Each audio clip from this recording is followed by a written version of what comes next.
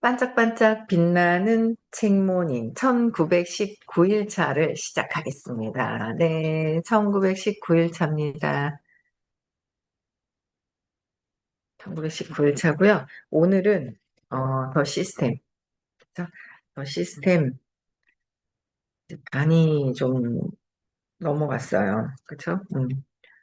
181페이지예요. 성공으로 이끄는 15가지 기술이래요.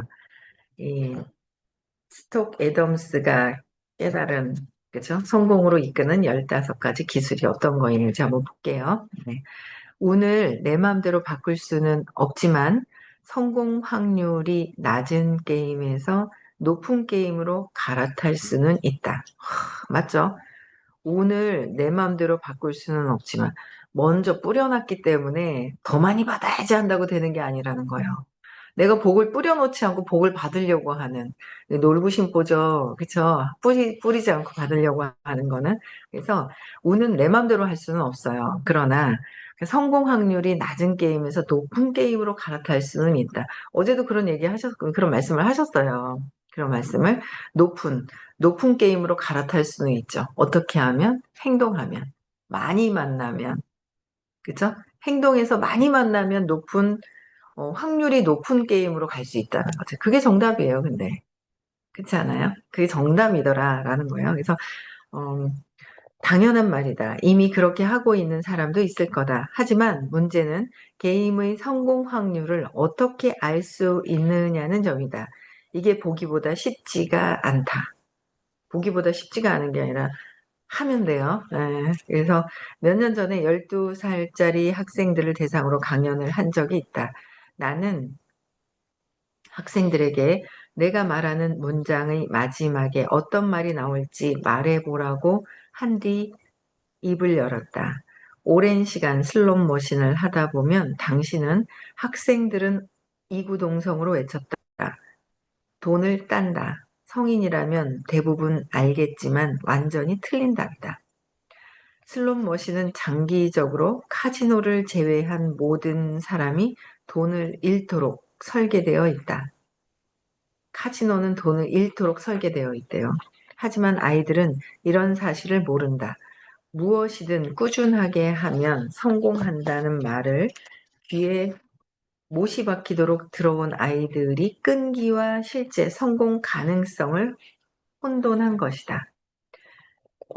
이 책을 읽고 있는 당신은 성인이거나 일추 성인에 가까운 나이일 것이다. 그리고 슬롯 머신에서 돈을 딸 가능성에 대해서도 알고 있을 것이다. 슬롯 머신을 해도 재미로 하지 투자로 여기지는 않을 것이다. 그런데 당신 인생의 다른 영역이 지닌 성공 가능성에 대해서도 그만큼 잘 알고 있는가? 그러니까 슬롯 머신 이런 거는 돈을 잃도록 설계되어 있다는 거예요. 잃게 설계되어 있다 하더라고요. 그래서 이거를 차려서 하는 분들이 예전에는 엄청나게 돈을 많이 벌었어요. 저희 이모부요. 근데 돌아가셨죠, 예전에. 벌써 꽤 오래되셨죠. 30몇 년 되셨어요, 돌아가신 지.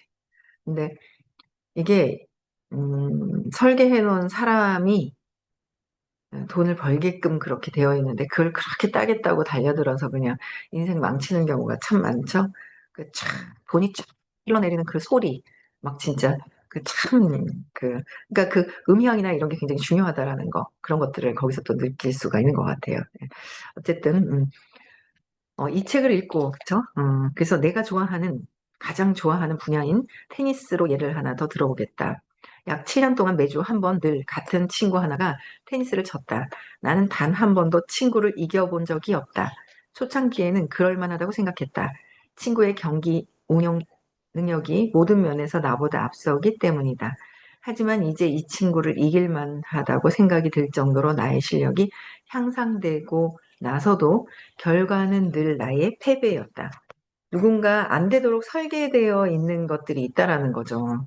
슬롯머신 같은 경우에는 돈을 잃도록 설계되어 있기 때문에 암만 내가 끈기를 갖고 있어도 안 되더라라는 거예요. 그러나 이런 테니스나 이런 내가 스스로 연습을 끈기 있게 했을 때의 어떤 이 실력이 올라가는 거, 그게 중요하죠. 근데 그것도 중요하고 그거보다 더 중요한 건 뭐죠? 내가 어릴 때 체면당해져 있는 거. 그래서 안 하려고 하고 해도 안 된다라고 생각되는 부분들이 있는 거예요. 그렇죠? 그래서 늘 패배였는데 아깝게 패한 적은 있어도 이긴 적은 단 한 번도 없었다. 그렇다고 정신적 압박감이 원인이라고 할 수도 없었다. 나는 보통 스트레스를 받으면 더 실력을 발휘하는 종류의 사람이기 때문이다. 타고난 낙관주의 덕분에 아무리 어렵고 뒤처진 상황도 헤쳐나가서 마침내 마법 같은 승리를 이끌어낼 수 있다고 스스로 믿고 있다.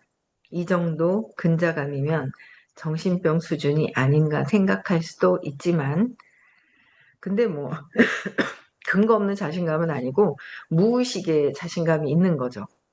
예. 그래서 스트레스 받으면 나중에 팍 튀어오르는 어떤 그런 게 있는 것 같아요. 이분 같은 경우에는. 일단 살아오면서 나의 이런 정신 승리는 당신이 생각하는 것보다 더 자주 실질적인 효과를 발휘했다. 어쨌든 내가 연패의 기록에도 심적으로 동요하지 않았고 내 스트로크 실력도 좋았다는 말이다. 그런데 왜 이 친구에게만 늘 패배하는 걸까? 뭐 어쨌든지 간에 막 이렇게 자기는 승리한다고 믿고 있는 믿음이 있어요. 근데 이 친구한테는 테니스를 이기지 못했다는 거죠. 이 친구와 비슷한 실력을 갖춘 다른 사람들과 경기하면 내가 자주 이기는 편인데 백전백패의 숨겨진 비밀을 찾아야 한다는 생각이 오랫동안 나를 괴롭혔다. 분명 내게 어떤 맹점이 있는데 그게 뭘까? 나의 맹점이 무엇일까를 찾는 거예요. 이분은 이러니까 성공을 했겠죠. 딴 사람들한테는 이를 이길 수 있는데 저 친구한테는 내가 왜 이길 수가 없을까? 여기는 비교하면서 이제 그랬지만, 이제 비교하기보다는 이제 우리가 하는 일에 대해서는 누구나 성공할 수 있는 일이라는데, 평범한 사람들이 진짜 부자가 될 수 있는 일이라는 그 기회가 있다는 게 얼마나 그, 정말 아무나 할 수 없는 일들이 얼마나 많아요. 진짜 많잖아. 근데 이거는 누구나 평범한 사람들도 성공할 수 있다. 내 마인드만 바꾸면. 그 마인드를 바꿔야 되는 거지. 이렇게 쉽게 할 수 있는 게 어디 있어요? 그렇잖아요. 쉽게 할 수 있는 일이 어디서 만날 수가 없단 말이에요. 근데 나의 맹점이 무엇인지, 내가 왜 안 뛰고 있는지, 행동하지 않고 있는지에 대한 그 부분들. 아, 내가 어제 선생님 그러시더라고요. 왜 눈치 보는 사람 성공할 수 있어라고 하시는데, 아, 눈치. 아, 맞네. 어릴 때 엄마, 아빠 사이에서 눈치를 엄청 보았던 그 느낌이 있구나. 이제 이게 뭔가 한가한게 해결할 때가 돼서 그러신지 어제는 딱 이렇게 뭔가를 하나 내놔주시더라고요. 그 맹점을 찾는 거예요. 나의 맹점이 무엇이 있는지. 그게 뭘까? 보질 못하는데 어떻게 알 수 있단 말인가? 만약 그걸 보게 되면 이기는데 도움이 되긴 할까? 우리 둘은 밖에서도 친하게 지내는 사이였고, 만나면 테니스 경기에 관해 이야기도 자주 나눴다. 나는 그 친구가 혹시 실수로라도 비밀을 털어놓지 않을까? 호시탐탐 기회를 엿봤다. 경기를 마친 날이면 어떤 플레이가 좋았고 안 좋았는지 얘기를 나누면서 약간이나마 힌트를 얻기도 했다. 테니스 관련 대화가 머릿속을 어지럽게 만들던 어느 날, 마침내 이 친구가 비밀을 털어놓았다. 한마디로 말하자면 나는 테니스를 쳤고 이 친구는 수학을 했다. 빠진 카드와 남은 카드로 승률을 계산하는 도박사처럼 이 친구는 스크로, 스트로크의 성공 확률을 계산하면서 플레이를 했다. 수십 년 동안 테니스를 치다 보니 코트 위 모든 상황에서 일어나는 가능성을 꿰뚫고 있었던 것이다. 그는 테니스 라켓을 든 도박사였다. 테니스에서 승리할 가능성을 학습한다는 것은 생각만큼 쉬운 일이 아니다. 자신의 직관과 다른 행동을 해야 하기 때문이다. 직관과 다른 행동. 직관은 어디서 나와요? 신념에서. 그죠? 직관은 신념에서 나오거든. 내 신념대로 보고 있거든요. 선생님이 어제도 얘기하셨나요? 뭐늘 들으니까는 헷갈린다. 어제도 체면당했다. 어제 말씀하셨네. 체면당했다 이거야. 추운 날에도 내가 막 더워서 12시에는 문을 연다라고 체면이 다 당해져 있어요. 그러면 다 춥다 그래도 나는 문을 연다는 거야. 답답해서 문을 연다라는 거야. 그 문을 연다라는 거야. 근데 우리는 마음에서 아직 벗어나지 않은 이상은 다 체면당해져 있어요. 체면당해져 있어서 체면당한 상태로 해석을 하고 당한 상태로 보여지는 세상을 자꾸 만나게 되고 체면당한 상태로 그런 상황이 보이는 그것 또한 체면당해져 있다는 거죠. 그래 그런 것들이 조금씩 이해가 가요. 그래서 직관과 다른 행동을 해야 되기 때문이다. 예를 들어 오른손 잡이끼리 서로 대각선으로 샷을 주고받는 상황에서는 왼손에 빈 공간이 생긴다. 이때 아마추어 선수는 상대방의 왼쪽 빈 공간으로 샷다운 더 라인샷, 사이드라인과 평행해서 네트 너머로 공을 치는 기술을 날려서 승부를 지으려 한다. 나 역시 마찬가지였지만 그 플레이의 성공률은 20% 정도에 불과했다. 오른쪽으로 뛰면서 네트 너머 정면으로 공을 날리기는 쉬운 일이 아니다. 보기에만 쉬울 뿐이다. 그런데 왠지 하면 될 것 같은 생각이 든다. 나도 그 샷을 날리고 실패할 때마다 저 쉬운 걸 놓치나 하며 아쉬워했다. 그렇게 몇 번 연속 실패를 거듭하면서도 조금만 더 하면 완벽하게 구사할 수 있겠다는 생각을 떨쳐버리지 못했다. 그 오랜 기간 잘못된 생각을 하며 지냈던 것이다. 내가 계속 했는데 실패를 했다고 생각을 해. 실패가 아니라 내가 내 직감대로, 나의 직감, 내 신념대로의 직감대로 했다라는 거죠. 그래서 실수를 자꾸 했던 부분들에 그거를 가지고 이거는 안 되라고 판단을 한다. 이건 안 되는 거야. 저거는 안 돼. 나는 안 되나 봐 그래요. 아니, 바꾸면 되죠, 내가. 내가 바꾸면 되죠. 근데 나는 안 되라는 생각이 있다라는 거야. 그래서 무엇 때문에 그런 건지 좀 나를 관찰해서 볼 필요가 있다. 왜 내가 행동을 하고 있지 않은지를 한번 볼 필요가 있다라는 거예요. 뭐 때문에 그렇지? 두려움 때문에 그렇잖아요. 그 두려움이 자꾸 없어져야 되는 거야. 눈치 보는 두려움. 어제 눈치를 주시더라고요, 주제를. 눈치를 또 해결해야죠. 네. 그래서 어, 오랫동안 잘못된 생각을 하면서 지냈다라는 거예요. 잘못된 생각을 가지고. 그 잘못된 생각이 신념에 의해서 올라왔는데 그 잘못된 신념을 가지고 또 한 생이 끝나버리면 다음에도 또 잘못된 거로 연결이 된다는 거죠. 연속이 된다. 어제도 말씀하시잖아요. 공부했는 거, 초대했는 거, 뭐 이런 게, 그, 의식 수업에서 치유사로서 공부했는 그것만큼 다음에 그대로 가져간다. 그쵸? 그대로 가져간다라는 거야. 두부맘님 안녕하세요. 두부. 두부 잘 있나요? 강아지 이름 같아요. 그죠? 그래서 상대방이 자신은 성공 가능성이 높은 샷을 날리면서 나는 성공 가능성이 낮은 샷을 날리게끔 영리하게 유도한 사례는 수십 가지나 들 수가 있다. 그럼 내가 이렇게 부딪히는 게 무엇일까? 뭐 때문에 그럴까? 사람들 마음을 잘 모르고 내가 생각한 대로 들이밀고 있더라라는 거죠. 너무 눈치를 보면서 말을 못하는 것도 문제가 되는 거고, 너무 눈치 없이 내 생각만 탁 던지는 것도 그것도 문제가 되는 거고, 그렇지 않아요? 중간에 있어야 돼. 저 사람을 볼 수 있어야 되고, 그 상황에 맞춰서 내가 뭔가를 해야 되고. 그래서, 음, 좀 더 적극적으로, 좀 더 다가서서, 저 사람의 상황과 내가 내 이야기를 들을 수 있는 상황인지, 뭔가를 또 이제 할 수 있는 이야깃거리, 그 의식이 어느 정도 좀 용기를 내서 할 수 있는 의식과 모든 것들이 좀 돼야 되겠죠? 우리 모두는 인생에서 성공할 가능성을 알고 있다고 생각하지만 사각지대가 있는 가능성은 간과한다. 사각지대가 있다라는 거죠. 그것까지 이제 테니스에서는 이제 파악을 한 거예요. 그 친구는. 그 사각지대를 찾아내는 것이 중요하다. 나는 이후로 성공률이 낮은 샷을 피하는 법을 깨우쳤고 친구와의 경기 결과는 한 번씩 승패를 나눌 정도로 비슷해졌다.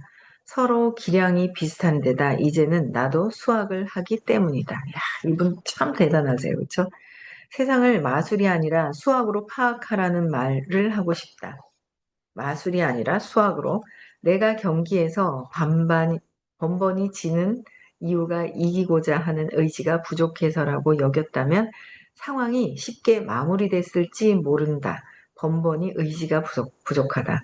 또는 연패를 당하는 이유가 창조주께서 내게 겸손함을 유지하며 살라고 내려주신 계시라고 생각하면서 그냥 지나칠 수도 있다. 하지만 그건 내 의지도 창조주의 계시도 아니었다. 단지 수학일 뿐이었다. 많이 만나라. 그러다 보면 많이 만나면서 나는 안 돼, 나는 안 돼가 아니라 많이 만나고 몇 번 안 만나고 그걸 가지고 몇 명 안 된 사람을 가지고 몇 번 만나지 않은 데다가 그걸 내가 나는 성공할 수 없어라고 결정 짓고 또 신념을 갖고 신념을 강화시키고 한 생 끝나면 참 그렇지 않아요? 아, 참, 이제 내년에 육자를 다는데, 아, 이제 육자를 달면서, 야, 3년, 5년 안에 이제는 좀 더 쇼를 확 봐야지. 이제 더 이상 길게 가가지고 되진 않겠다. 이제 여기까지 공부를 지금 했잖아요. 15년, 16년 공부를 했는데, 뭔가 그런 마음이 들거든요.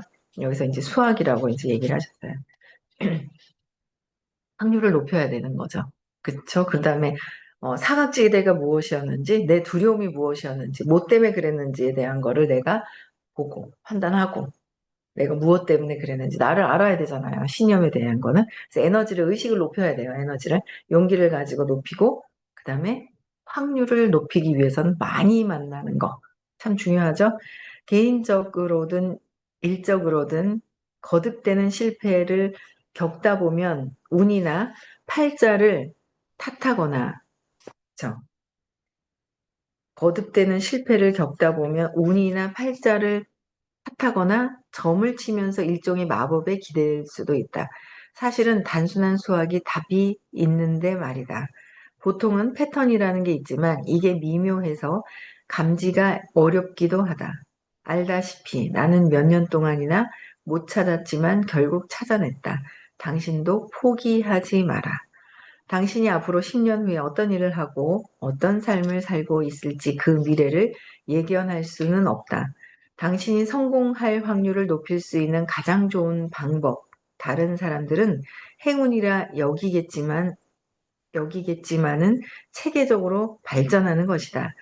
일이 잘 풀리게 해주는 기술과 거의 모든 일에 아주 유용하게 써먹을 수 있는 기술을 체계적으로 발전시키면 된다. 이는 기술에 기술을 더해 성공 확률을 높인다는 점에서 세상을 수학적으로 바라보는 시각이다. 성인이라면 기본적으로 익혀두어야 할 기술을 목록으로 만들었다. 당신도 알겠지만 나는 당신이 이 중에 그 어떤 것에도 통달하기를 바라지 않는다. 그럴 필요가 없기 때문이다. 다음에 소개한 목록 대부분에서 그저 괜찮은 수준까지만 도달해도 행운이 알아서 찾아올 확률이 높다. 하나씩 설명하기 전에 먼저 어떤 기술이 있는지 살펴보자. 사람들 앞에서 말하기. 사람들 앞에서 말하기. 심리학의 이해. 업무를 위한 글쓰기, 회계 디자인, 그렇죠? 화술, 수줍음 극복하기, 외국어, 골프 설득력, 결단력, 에너지, 또라이 기질, 테크놀로지 취미 수준, 적절한 발상법. 이제부터 각각의 기술이 어떻게 경제적으로 도움이 될 수 있는지 말해주겠다. 성공 기술, 첫 번째, 사람들 앞에서 말하기. 여기 이제 15가지를 쭉 해놨는데, 저는 이제 권해드리는 거는 의식 수업 하나를 들으면 모든 것들이 다 있다라고 말씀을 드리고 싶고요. 또 이제 여기서 말씀해 주시는 게 어떤 내용들인지 또 한번 보겠습니다. 그쵸? 성공 기술 첫 번째, 사람들 앞에서 말하기. 나는 대학 시절 사람들 앞에서 말하기 강의를 한번 들은 적이 있다. 조금 도움이 됐다. 회사 생활을 하면서도 연설 관련 강의를 2번 더 들었다. 둘 다 회사에서 지원을 받았고 역시 그럭저럭 도움이 되었다. 그러던 어느 날 사장님이 근무 외 시간이 데일 카네기 교육과정을 수강하는 직원에게 회사에서 수강료를 지원하겠다고 했다. 더 많은 걸 알고 싶은 사람은 대형 강의실에서 열리는 프리젠테이션에 참석하면 된다고 했다. 데일 카네기 과정이 좋다는 평도 들었고 궁금하기도 했던 나는 한번 가서 어떤 내용인지 알아보기로 마음먹었다. 20년이 지난 지금도 그 설명회에서 만난 담당자의 이름이 기억난 토니 스노우라는 이름의 담당자는 내가 살면서 들어본 중에 가장 짧고 강렬한 강의 소개를 시작했다. 그의 소개를 요약하자면 이랬다. 데일 카네기 강의를 제가 직접 소개하는 대신 이 강의를 수강한 여러분들의 동료 직원 두 분을 모시고 그분들이 이 강의를 어떻게 생각하는지 들어보도록 하겠습니다. 그는 첫 타자를 타자를 소개하고는 뒤로 물러섰다. 토니 스노우의 영업은 이미 끝난 셈이었다. 소개를 받은 동료 직원이 마치 로또라도 당첨된 듯 무대 위로 튀어 올라갔다. 그의 에너지와 열정은 엄청났다.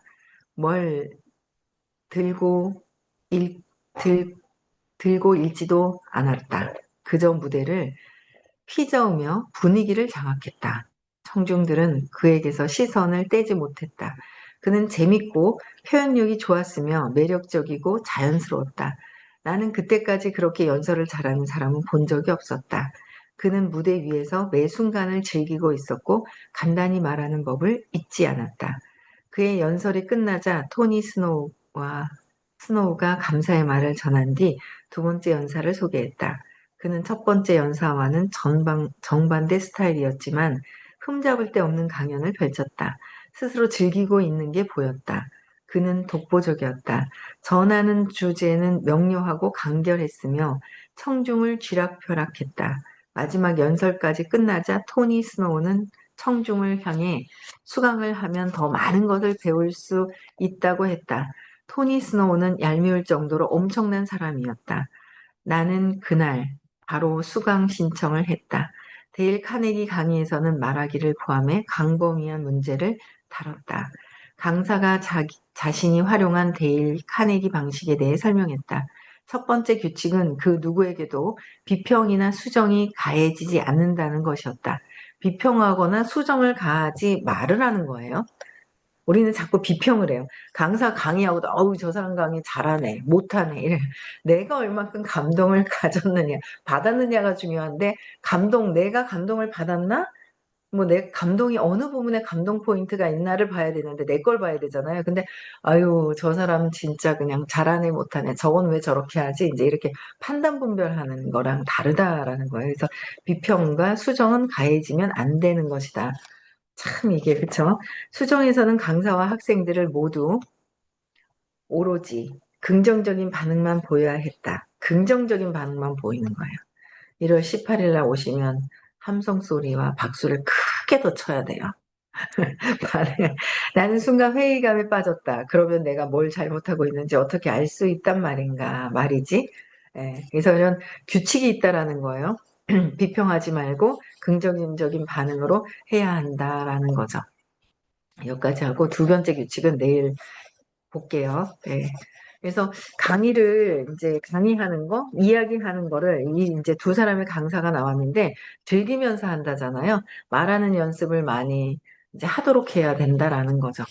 두루두루 해야 돼. 말하는 걸 좋아하는 사람이 있고요. 즐기는 사람이 있더라고요. 그게 이제 어릴 때부터 습관이 되어 있는 분들은 말하는 거를 즐기더라고요. 즐겨요. 그런 환경에 있는 사람들도 있고. 그래서 즐기는 부분도 있는데 그렇지 못한 환경에서 자란 분들이 되게 더 많거든요. 그럼 자꾸 말하는 연습, 작은 곳에서 말하고 자기 표현을 하는 거 그런 것들.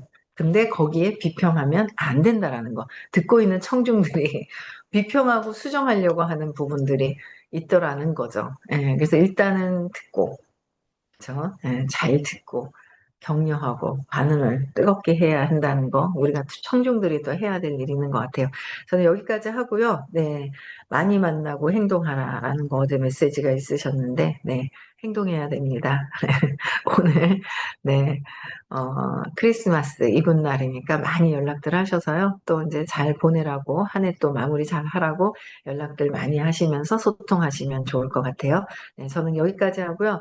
네, 토요일 날 수업이 있습니다. 서울에. 네, 그 다음에 다음 주 화요일은 대구에서 수업이 있고요. 3월 7일, 8일 시간 또 빼셔가지고 시크릿 또 한 해 마무리하는 해거든요. 네, 그리고 2월 말일 날 또 학생, 치유사 학생 또 수강하는 달입니다. 내년 2월에. 그래서 많이 수강하셨으면 좋겠고요. 끝나고 명상 있습니다. 네, 저는 여기까지 하고 인사하고 마치겠습니다. 네.